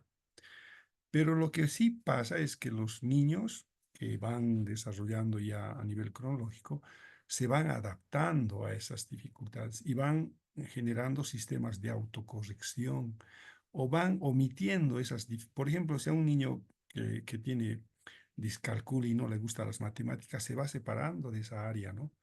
Y va prefiriendo otras que también es eh, justo reconocerlo, que le va a dar el contexto. Entonces, muchos niños disléxicos tienden a ser artistas, ¿no? A ser pintores, a desarrollar esa habilidad que tiene su cerebro y compensar las otras que no habría desarrollado, ¿no? Entonces, em, como no se va a perder la dislexia, él se va a desarrollar e incluso va a generar algunas conductas de disimulo, ¿no? Hay muchas personas que cuando se les ha pronosticado este trastorno de la dislexia, muchas las familias pues estaban totalmente enardecidas, ¿no? A mi hijo, ¿cómo, etcétera, etcétera. Pero las historias muestran también que estos niños que han sido diagnosticados así han sido grandes artistas, ¿no? Incluso famosos artistas que han tenido estos desempeños o profesionales exitosos también, ¿no? Yo me acuerdo de tal vez podamos también compartir ese video em, sobre un doctor que tenía este diagnóstico de dislexia y llega a ser un gran médico, ¿no? Y cuando se le pregunta cómo es que él ha llegado a aprender, porque la dislexia desemboca después en problemas de lectura comprensiva. Es decir, ese niño que no ha podido aprender a leer bien, su desarrollo posterior va a ser que va a tener mucha dificultad en leer y comprender lo que lee, ¿no? Entonces, ¿cómo este médico ha desarrollado esa habilidad de leer y comprender? Entonces él dice, ¿no? En su experiencia, en sus relatos de experiencia, él decía, yo me hacía gráficos, dice. Entonces leía algún texto, un libro y empezaba a dibujar, dice, ¿no? Dibujaba lo que entendía de lo que había leído. Y esa era mi chanchulla, claro, nadie sabía qué significaba, pero yo tenía dibujos donde me guiaba por esa especie de código, digamos, gráfico que él había desarrollado. Entonces, esta conclusión es que nos marca ese panorama, ¿no? Las personas con dificultades de aprendizaje que no van a desaparecer, no van a cambiar, van a tender a generar algunas habilidades extraordinarias que van a disimular su problema, ¿no? Por ejemplo, hay personas que son dislálicas así de por vida, ¿no? Y son personas que a veces son públicas. Y el que tiene oído fino detecta pues esa dislalia así disimulada, ¿no? Generalmente en los fonemas fricativos, aquellas que se pronuncian con la dra, dre, dri, dro, dru, cra, cre, cri, que están combinadas en 3 letras, a veces de forma disimulada han mantenido una conversación que es normal, pero está ahí bien sutilmente camuflada esa letra por decirlo rápido, por ejemplo, ¿no? O decirlo de otra forma, o tal vez o acudir a taparse la boca y decir fricativo, o por ejemplo, si el problema era decir dragón, yo digo dragón tapándome la boca, dragón, ¿no? Entonces, han desarrollado estas habilidades, ¿no? Que les han permitido, digamos, socializarse, ¿no? Adquirir ese otro contacto que es social y también muy importante cuando es la vida adulta. Entonces, hay mecanismos, ¿no? Hay mecanismos que casi individualmente se han ido desarrollando y por las propias necesidades que han tenido las personas, ¿no? En cambio, algunos que son disléxicos también, pero son señores artistas, ¿no? Señores eh, actores de cine, pintores, ¿no? Que han tenido esa particularidad de expresar todo su arte, toda su potencia en otras habilidades, ¿no? Entonces, parece que al final del trayecto, estas personas compensan todo ese panorama de exclusión, de marginamiento, de aislamiento, de críticas que les han atravesado, porque les decía, ¿no? Este niño no solamente es el que no puede escribir, sino al que le dicen el flojo, al que le dicen el que es el tonto de la clase, etcétera, etcétera. Todas esas cosas se van absorbiendo y van generando en esa persona esa especie de capacidad resiliente, ¿no? De en esas adversidades superar. Y eso se debe a una constancia que la misma persona tiene para poder advertir, pues, ¿no? En qué puede ser bueno, ¿no? Hay historias también de personas conocidas, en este caso por mi trabajo, que teniendo este problema de pequeñas, ahora son pues excelentes mecánicos de motos, mecánicos de autos, en donde la lectura no ha sido indispensable, ¿no? Sino se han dedicado a la parte manual y son hábiles para eso, ¿no? Y son personas que ganan mejor que cualquier otro profesional. Un mecánico es pues, quizás una persona que con esa habilidad de saber escuchar y saber detectar y saber manejar bien la herramienta, han sido personas muy, muy famosas por el costo también de las reparaciones de los autos. Entonces, se han ido camuflando en ese lugar, ¿no? Pero de que existen estas dificultades, existen. Y quizás nuestro trabajo como educadores es minimizar el impacto de esta tendencia a aislamiento que ellos mismos a veces generan, ¿no? Consigo un caso de una niña, por ejemplo, que ha llegado a saber que tenía dislexia. Y lo decía públicamente, ¿no? No me puede exigir maestra porque yo tengo dislexia. Se han manejado su síntoma en favor de ella, ¿no? Como un beneficio secundario. Entonces, hasta eso se puede esperar de las personas que eh, son re inteligentes, ¿no? Esa niña, por ejemplo, era muy inteligente, ¿no? Manipulaba las exigencias de esfuerzo en el colegio, atribuyéndole su dificultad a su dislexia para que tengan consideración en ella, pues, ¿no? Y así hay casos, ¿no? De personas que ahora ya mayores, ¿no? Incluso en las universidades van a seguir viendo a personas que tienen disgrafias, que tienen discalculias, ¿no? Y también dislexias así pronunciadas o otro tipo de trastornos que no han superado, ¿no? Y lamentablemente también nuestra educación no ha ido digamos, regulando esto, ¿no? Generando filtros que puedan, digamos, advertir estas dificultades y hacer la atención adecuada. Pero, en fin, esa es nuestra realidad y lo que tal vez hay que rescatar aquí es que vamos a conocer estos trastornos de forma particular, pero también vamos a ser muy críticos a la hora de poder hacer las intervenciones con esa recomendación, ¿no? De que eh, cada niño, cada persona tiene esa particularidad, ¿no? De adaptar sus propios recursos a sus dificultades. Y eso es una habilidad que ellos lo van a manejar muy independientemente. Bueno, entonces, no sé si hay otra preguntita para compartir más. ¿Algún comentario tal vez? A ver, le escucharemos a Miriam, que creo que se ha conectado recién. Ah, Claudia quería hablar, creo. Sí, Lisen, buenas noches otra vez. Quería ver, ¿este tipo de test generalmente es para estudiantes de primaria o como decía ahí la colega, también se puede hacer en secundaria? Sí, Eso quería esta saber, pruebita es Lisen. para primaria, básicamente, Ajá, ¿no? Ahora, sí, ¿verdad? como decía al principio, esta prueba no tiene contenidos, ¿no? No evalúa la inteligencia en sí, sino la habilidad de manejar estas referencias espaciales a través de lo que son las habilidades motoras, ¿no? Entonces, generalmente se aplica desde los 6 años hasta los 11 más o menos, ¿no? Y tiene toda una serie de pautas para el manejo mismo, ¿no?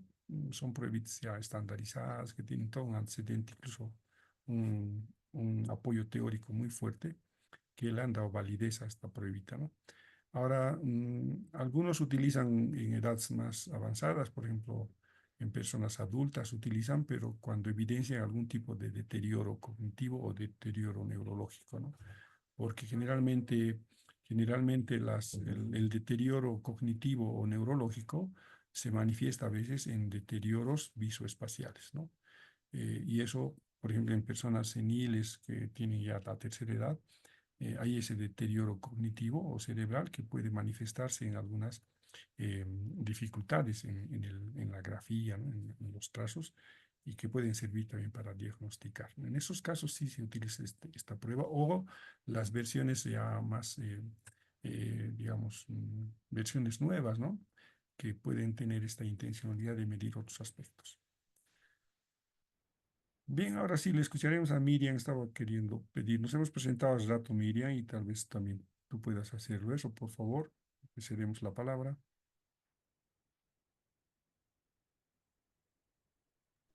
Buenas noches, Licey. Estábamos Eh, presentándonos hace rato a qué te dedicas, qué profesión tienes, eh, para ver un poquito y adecuar los niveles de estas temáticas. ya. Mi nombre completo es Miriam Lourdes Corbera Escobar. Trabajo en provincia Cordillera de Santa Cruz. Soy docente de primaria y me gustó, ¿no? Este diplomado que salió porque nos ayuda un poquito más a orientarnos, ya que en los cursos y en las escuelas hay muchos niños con dificultad de aprendizaje, ¿no? Y es importante tomar en cuenta de dónde viene, ¿no? La falencia de los niños, por qué le dificultan el aprender o el memorizar unas palabras. Y eso me gusta hasta ahorita, los módulos que me he estado pasando han sido bien adecuados, bien puntual y seguimos, ¿no? Aprendiendo más. Estoy motivada a seguir aprendiendo más. Bien, gracias, Miriam, ¿no? Esperamos también llenar tus expectativas dando información actual. Bueno, entonces, también para esta clase vamos a hacer una pequeña introducción al contenido. Tenemos media horita todavía y vamos a avanzar ya. Por favor, entonces voy a pedirles un ratito para compartir la información. Me den un tiempito para preparar el material.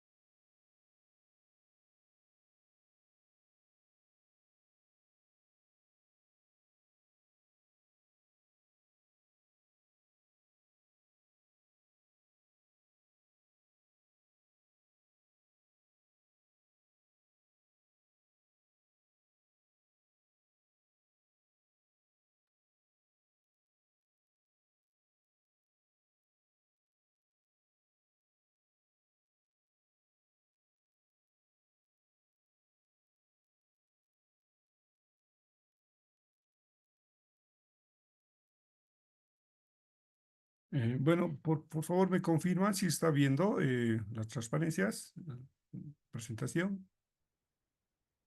Sí, se ve, Sí se ve, licenciado. A ver, vamos a hacer en modo presentación para comprobar esto. ¿Ahora está bien? Sí, sí. Ya, muy bien. Bueno, como ustedes se han podido advertir, el tema es dificultades de aprendizaje. Antes de empezar este tema, yo quisiera hacer un pequeño repaso de algo que nos interesa también a nosotros como profesionales, como es la parte del sistema nervioso, que es el que nos ayuda a entender el fenómeno del aprendizaje, ¿no? El aprendizaje ocurre en nuestro cerebro y básicamente tendríamos que tener nociones elementales de lo que pasa con el cerebro cuando está ocurriendo este fenómeno del aprendizaje. Ustedes pueden advertir que en esta imagen está una parte importante del cerebro donde se diferencian dos estructuras básicas, ¿no? Una que es la corteza cerebral, que es esta que está eh, casi rodeando la cabeza, ¿no? Y hay una parte después del cerebro medio, que es esta parte media también, y otra que es la base del cerebro, donde existe una estructura muy importante para nosotros, que es la formación reticular. ¿Qué es la formación reticular? La formación reticular es una especie de sistema tubular que tiene la particularidad de, un segundito, por favor. Este sistema tubular que ven aquí ustedes es de la formación reticular, ¿ya? Está en esta parte del cerebro, que es esta base, aquí está, esta formación tubular. Si ustedes se pueden imaginar, esta parte ensombrentada está aquí proyectada en forma más ampliada y también en 3 dimensiones. Ahí podemos ver al tálamo. Este es el tálamo, este es el puente de Barolio y este es el cerebelo, ¿no? Y la médula del cerebelo. Y después baja esta estructura hacia la médula espinal por esta estructura, ¿no? ¿Por qué es importante conocer esta estructura tubular? Porque se ha llegado a conocer que este es el activador de la atención, ¿ya? Cuando estamos de alerta, ¿qué quiere decir eso? Cuando estamos despiertos, este sector es el que se inerva, ¿no? Quiere decir, empieza a actuar, empieza a funcionar. El funcionamiento adecuado de este sistema tubular hace que todo nuestro cerebro esté capacitado para recibir información. No sucede eso cuando nos dormimos, por ejemplo, ¿no? Cuando nos dormimos, la información, si bien llega a nuestro cerebro, no está advertida por este sistema tubular que es el que nos activa también nuestro estado de conciencia. Para que les grafique un poco la funcionalidad de este sistema tubular que se llama formación reticular, voy a pedir un favor que se imaginen en la mañana despertando. En el momento en que despertamos, cuando abrimos nuestros ojos, empieza a activarse esta formación reticular. Es una especie de enchufe, ¿no? O interruptor. Se enciende el interruptor. ¿Y cómo se nota que entra en actividad? Este sistema tubular empieza a inervar toda esta estructura cerebral. Por aquí atraviesan todos los canales sensoriales. Por ejemplo, si nos imaginamos que este es el cerebro, más o menos está por aquí el ojo, ¿no? Si vemos en este mismo corte. El nervio óptico viene por aquí, llega al tálamo, primero a la estructura tubular, a través de una serie de nervios, y atraviesa esta estructura. Igual del oído, ¿no? Que más o menos podemos imaginarnos también que está por aquí el oído.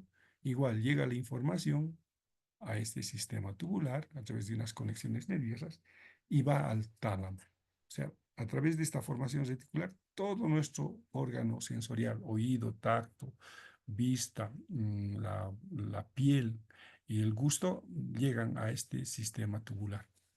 ¿Qué quiere decir eso? Que para sentir o tener la sensación y percibir esos estímulos externos, este sistema tubular tiene que estar activado.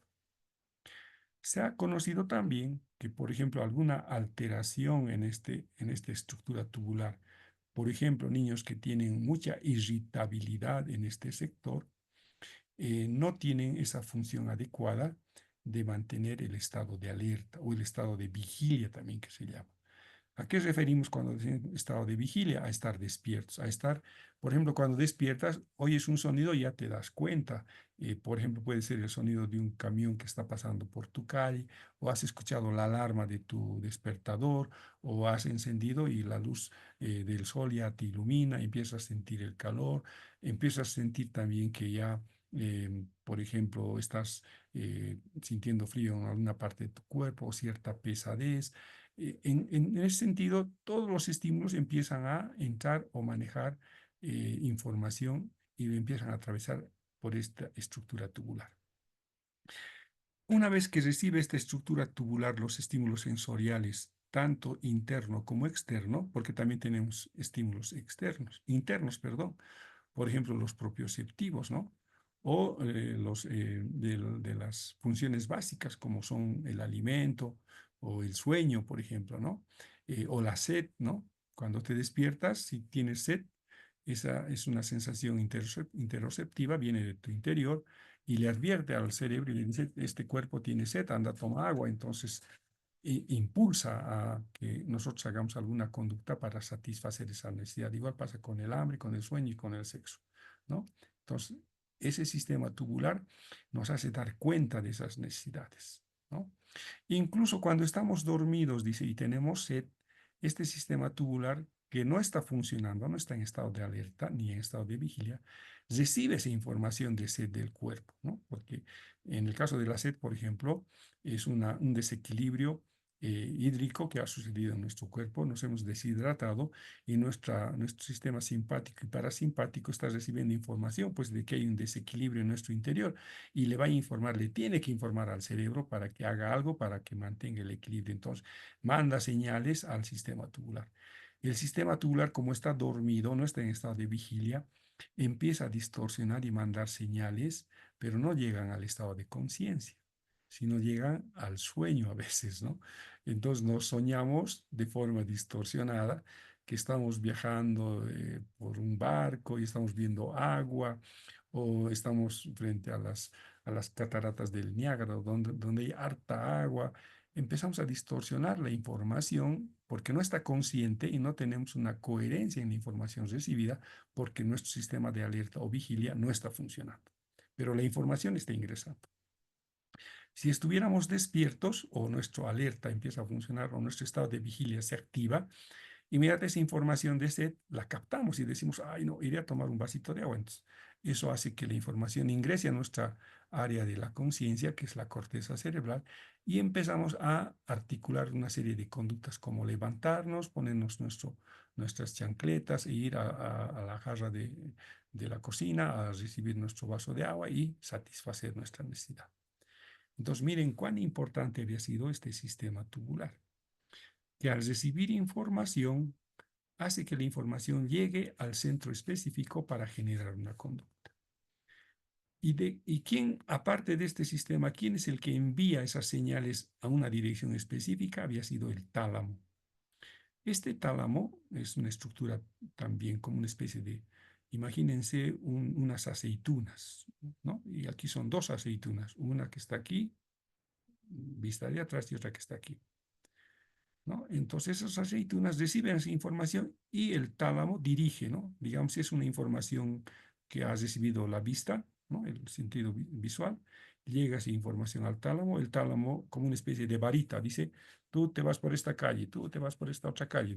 A la información le dirige al centro específico donde el área primaria y el área secundaria de ese órgano sensorial va a empezar a activar. Digamos, aquí está entrando el ojo, la información visual, llega al tálamo, perdón, a la formación reticular, la formación reticular envía al tálamo y el tálamo dice, tú eres información visual, andate al lado occipital. Entonces, un surco o un haz piramidal lleva la información a la corteza visual primaria. En la corteza visual primaria se analiza toda la información. Pero básicamente lo que quiero que entiendan ustedes es que cuando está activo este sistema reticular, recibimos información adecuada con los centros superiores que analizan la información y reconocen la información.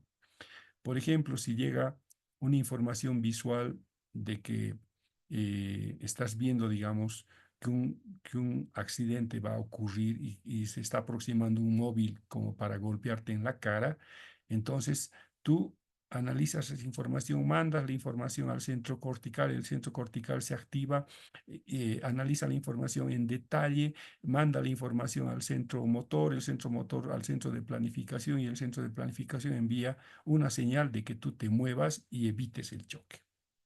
Así ocurre en una forma sintética una respuesta frente a un estímulo.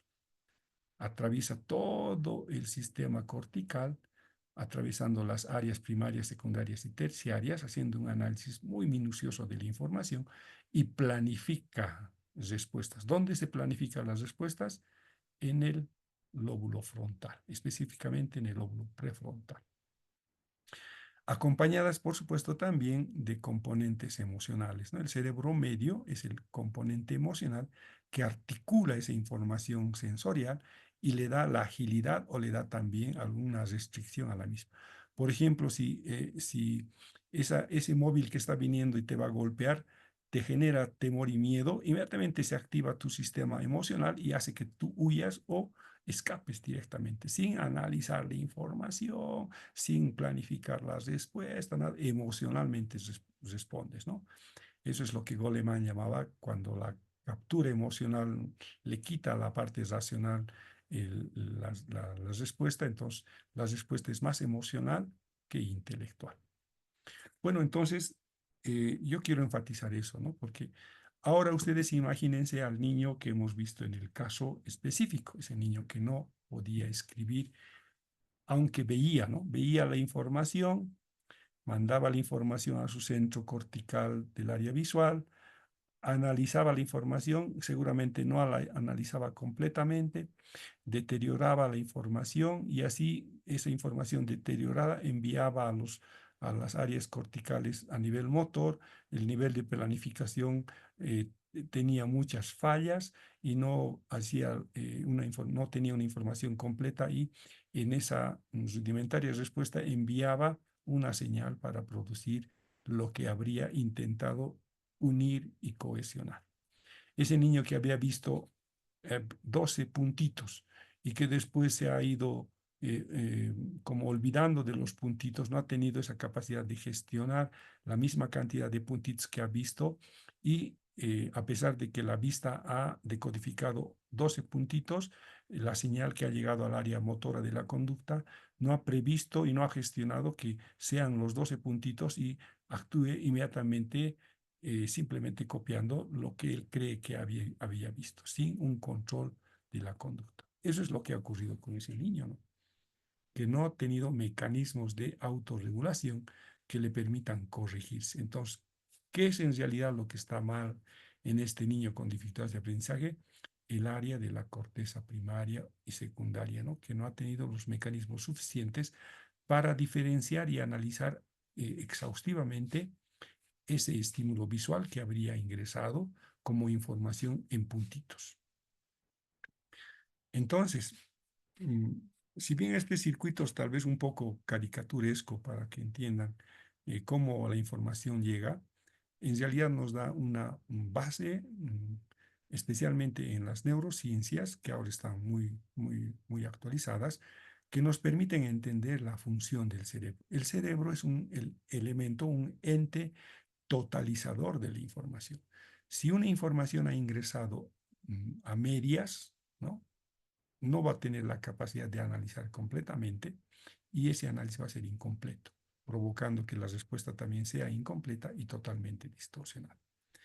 Ahora vamos a pasar a otra lámina que también me gustaría que lo puedan ver. Esta ya es la particularidad de la información que iba explicando, ¿no? Por ejemplo, nosotros en el cerebro tenemos áreas que se relacionan con los órganos sensoriales. Por ejemplo, aquí está la corteza visual, es este sector. Aquí está la corteza auditiva, en este sector. en el lóbulo temporal. La corteza somatosensorial está aquí. Todo este sector es la somatosensorial. ¿A qué se refiere? A la piel, ¿no? Toda la información que llega de nuestra piel, de nuestro tacto, ingresa aquí, ¿no? El sistema del gusto y el sistema gustativo están aquí abajo, debajo de esta corteza temporal. Ahí está, ¿no? El cíngulo, es una área del cerebro, la área singular llama, donde está el sistema del gusto y el sistema del olfato, ¿no? Entonces, en este caso, con estos tres sistemas sensoriales vamos a explicar lo que pasa, ¿no? Sistema de la corteza visual, sistema de la corteza auditiva y del sistema de la corteza somatosensorial. Como ven en las flechitas, la información de la corteza visual a la que llega la información desde el sistema reticular, desde la formación reticular, llega a este lugar y este lugar le envía así gradualmente a esta área. ¿Qué se llama esta área? Como ustedes pueden leer, dice corteza de asociación parieto-posterior. Aquí es un lugar donde se asocia la información. ¿Qué tipo de información se asocia? La visual, la somatosensorial y la auditiva. Por ejemplo, les ponía esa situación, ¿no? En que un móvil está viniendo y quiere golpearte la cabeza. En ese momento solamente has visto, pero no sabes qué es. Entonces recurres a la corteza auditiva para saber qué es. Y tal vez digas, es un plato, es un puño, es una pelota. Le estarás reconociendo con la información que te está dando la corteza visual, pero te está dando la información, la memoria auditiva. Estás queriendo reconocer. Incluso la memoria somatosensorial también te recuerda, ¿no? Que las pelotas son livianas, que son circulares, que pueden desplazarse de un lugar a otro. ¿Quién te está dando esa información? La somatosensorial. Entonces, esa información de la somatosensorial, de la corteza auditiva y la corteza visual se asocian ahí para darle una interpretación integral a la información. Ese niño que ha visto los 12 puntitos, pero no ha asociado correctamente en la corteza auditiva los 12 que debería ser y simplemente ha dibujado lo que ha visto sin percatarse que deberían ser 12 y comprobar con la ejecución de la corteza somatosensorial la cantidad de puntos que iba a ser. Entonces ese niño no ha tenido la información completa. Con esa información completa han asociado esa información recibida a nivel sensorial y han enviado. Miren dónde envía este otro flujo, es interesante conocerlo, ¿no? Que del área parietal lleva la información al área frontal.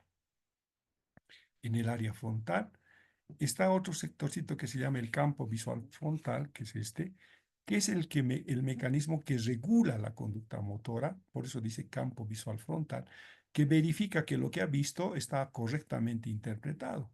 Entonces, este le da la señal de que lo que ha visto tal vez es incompleto y vuelve la información aquí a ser analizada más completamente si es que hay tiempo, ¿no? Pero si no, pasa directamente a la corteza de asociación prefrontal dorsolateral.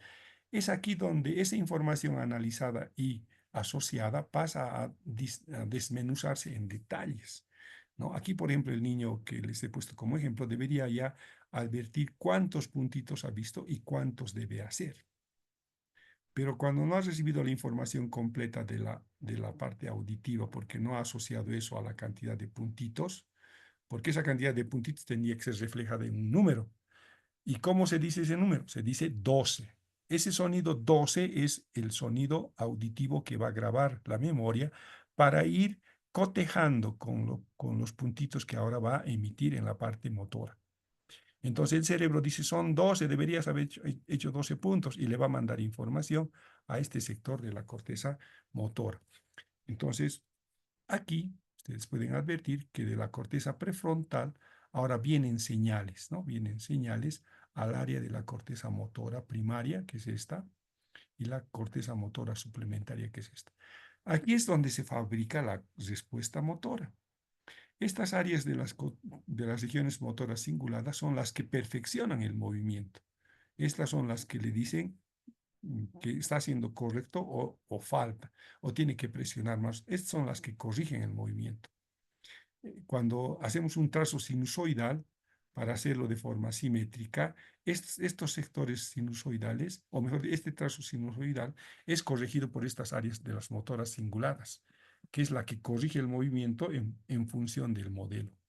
Y recién baja al cerebro para ejecutar una parte motora. Bueno, entonces, ¿qué podemos sacar de estas imágenes del cerebro?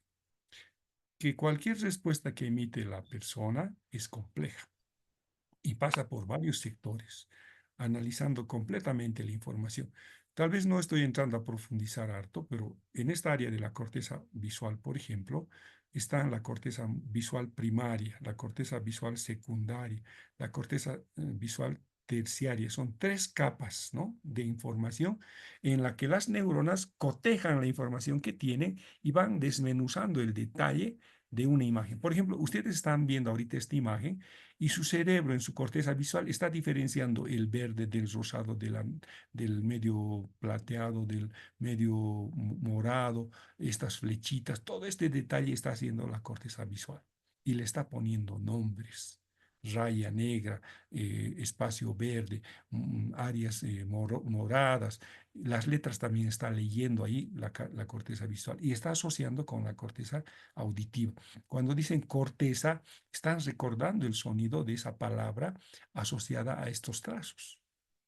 Ese niño que en vez de escribir la dama bella, escribía da bella, no ha ordenado pues adecuadamente los sonidos y por lo tanto la información ha llegado incompleta. Y cuando ha llegado incompleta, ha mandado a hacer esa incompleta información a traducirlo en un movimiento que se traduce ahora en las letras totalmente alteradas.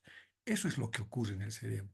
Hay una serie de conjunción de información que de forma integral producen una conducta traducida luego en un acto motor. Entonces no había sido tan sencillo, ¿no ve? No es que el niño ve y escribe, sino pasa por el cerebro toda esa información a hacer análisis detallado. Ahora, las dificultades de aprendizaje están ubicadas en este sector. Algo está fallando en este sector, en la corteza visual primaria, o en esta área, en estas áreas de asociación y en estas áreas de decodificación de la información primaria.